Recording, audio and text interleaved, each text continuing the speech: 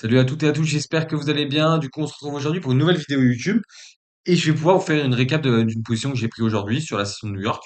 Donc ici, j'ai mis le stream MT5 comme quoi je l'ai bien pris. Ça me fait une position à 3000 tout rond sans les commissions, donc on a un tout petit peu en dessous. Donc c'est pas trop mal comme position. Ça équivaut environ à 3 R, à 3% de mon compte. Donc ça, c'est super intéressant. Donc je vais pouvoir vous expliquer comment je l'ai pris et pourquoi je l'ai pris. Donc déjà, dans un premier temps, j'ai été voir le DXY en début de journée, donc je l'ai envoyé directement dans mon Telegram où j'envoie mes analyses gratuitement. Comme on peut le voir, j'ai dit que j'attendais des réactions sur cette zone-là ou cette zone-là. Comme on avait un IPA ou on avait une balance daily. Donc là, on se retrouve sur les graphiques. Tac, si on se remet en daily, on voit qu'on est venu pratiquement combler à 100% cette imbalance daily, donc c'était la zone où j'attendais qu'on réagisse. Ok, pas de souci. On a eu des annonces échos qui ont pu driver le prix. Donc là, ça, je l'ai annoncé à mon Telegram, donc n'hésitez pas à le rejoindre, c'est gratuit, il n'y a pas de souci. J'ai annoncé que, tac, tac, tac, eux, on était toujours baissier, donc on continuait de vendre. Et j'attendais la zone S4 ou des zones au-dessus. Donc là, voilà, pas de souci jusqu'à là. Donc on repart sur les graphiques. Donc là, on va aller sur DXY. Comme je vous ai dit, en daily, je m'attendais à des réactions dans soit cette zone-là, soit cette zone-là, parce qu'on avait une grosse liquidité à venir chercher ici, qu'on est venu chercher du coup il y a très peu de temps. Donc là, tout le matin, on a eu une phase de manipulation. Donc, qu'est-ce que j'appelle une phase de manipulation? Le prix, il nous crée de la trendline, il nous crée de la trendline dans tous les sens. Et on a eu une grosse liquidation. Donc, ici, avec cette mèche, on voit qu'on a une belle liquidation. C'était l'annonce de l'IPC, du coup, américain. Donc, ils sont sortis à 2,6 et les précédents étaient à 2,4. Donc, il y a un peu de fondamental là-dedans qui a fait que l'annonce a fait tomber le prix. Mais les investisseurs, excusez-moi, ont fait grimper le prix parce que la banque centrale, excusez-moi, la Fed voulait pousser l'inflation à 2% avant de réduire ses taux d'intérêt. Donc là, en soi, c'était positif pour le dollar parce que l'inflation remontait. Donc on ne va pas réduire tout de suite les taux d'intérêt. Donc ça, c'est un petit peu de fondamental. Ensuite, qu'est-ce qu'on a pu voir? Le prix tombe, il prend la liquidité, il réintègre directement et ensuite il explose et il vient chercher la liquidité qu'on avait prévue en début de journée. Ok, pas de souci. Donc ça, c'est fait. Là, on se retrouve sur EU. Ça, on peut l'enlever, on n'a plus besoin. On a vu que ça a été pris en réel. Donc là, on va reboot. Donc voilà. Donc là, on se retrouve le matin. On est en train de réagir dans une grosse imbalance daily, il me semble. Tac, tac, tac. On a pris une belle liquidité, on a une imbalance daily. Mais il faut savoir qu'on a encore cette liquidité à venir sauter et celle-là un peu plus bas. Donc, ok, pas de souci. On sait qu'on a des zones, on sait que la tendance, elle est vendeuse. Donc, moi, je dis à 80% de chances que ça passe si votre trade est dans la tendance. Si vous cherchez la contre-tendance, il y a 20% de chances que ça passe. Donc, autant souvent chercher la tendance. Donc là, on voit bien que la tendance, elle nous crée des lots de plus en plus bas et des highs de plus en plus bas. Donc la tendance, comme vous l'aurez deviné, c'est une tendance baissière. Donc ici, on a quelques zones, on trace nos zones, on sait qu'on a de l'imbalance daily, on a un IPA à venir combler ici, on a de l'imbalance H4, donc ça, je peux l'enlever, ça sera plus propre.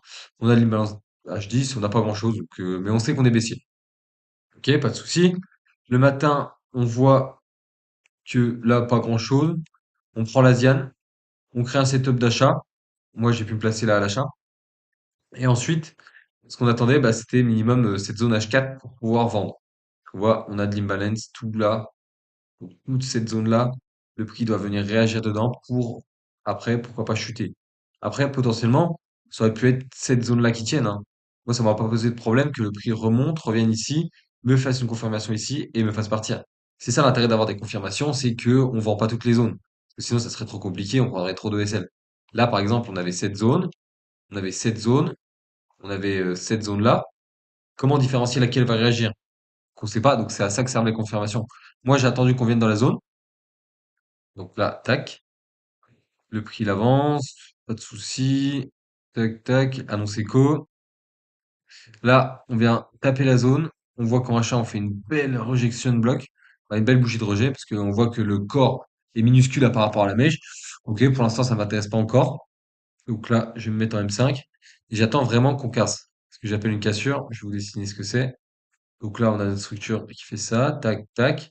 Par exemple, on est ici, j'attends qu'on casse ici, pouvoir dire le marché veut se retourner, t'es dans ta zone, t'es en tendance baissière. Donc là, vu qu'on a cassé ici, j'attends un petit retour ici et ensuite je vais target des plus bas pour suivre la continuation de tendance. Donc voilà, donc ça c'est intéressant. Là, qu'est-ce qui se passe?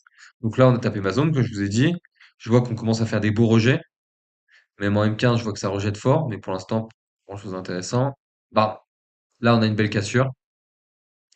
Bah, j'ai attendu que ça casse, ça réintègre. Qu'est-ce qu'il fait? Je me place. Et ensuite, je me suis mis mon lot, bah, mon SL un tout petit peu au-dessus de ça, parce que je me suis dit, si ça revient au-dessus de ça, forcément, ça va sauter, parce qu'il n'y avait pas de raison de revenir plus haut. Quand on voit M1, ça aurait pu même me protéger ici, mais j'ai préféré voir les choses assez larges. Donc, je me suis protégé ici, un SL qui fait environ 20 pips. Et ensuite, bah, j'ai laissé couler. Je savais que ma première target, bah, c'était ça. Donc ça, on pourrait l'apparenter à des equal low, parce qu'on n'a pas pris grand-chose. Donc ce genre de choses. Donc en liquidité, parce qu'on l'a pris de... ouais, ça fait un pips, c'est pas assez bien pris. Donc là, on voit que le prix déroule fort. Là, pas de souci, là, je mets mon BE. Là, je vois qu'on est bien tombé assez fort. Et qu'est-ce que je commence à faire? Je commence à prendre des gains. Donc j'ai pris des gains une première fois ici. Et j'ai coupé bah, les 50% de ma position ici. Au final, si j'aurais coupé au plus bas, bah, j'aurais eu 3,5 R. Je m'en sors avec 3 R, ce qui est pas trop mal. Et je vais vous expliquer pourquoi j'ai coupé, sachant que mon TP était là, mon TP final était à un peu plus de 5 R.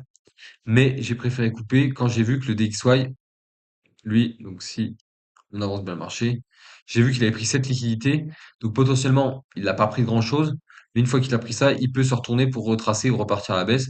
Et moi, ça m'allait très bien d'avoir pris ce RR. Je pense qu'il va continuer et qu'il va venir nettoyer ici, mais moi, il n'y a pas eu de souci, je prends mes gains, je sors du marché plutôt que de me prendre BE. Ça serait vraiment dommage d'avoir plus de 3,5 R et au final se prendre un BE. Donc je préfère prendre des gains, sécuriser et partir du marché. Surtout que là, il est 20h30. Donc ça sert à rien de surveiller les graphiques pendant 20h30. Je préfère passer une bonne nuit et ne plus avoir de position en cours.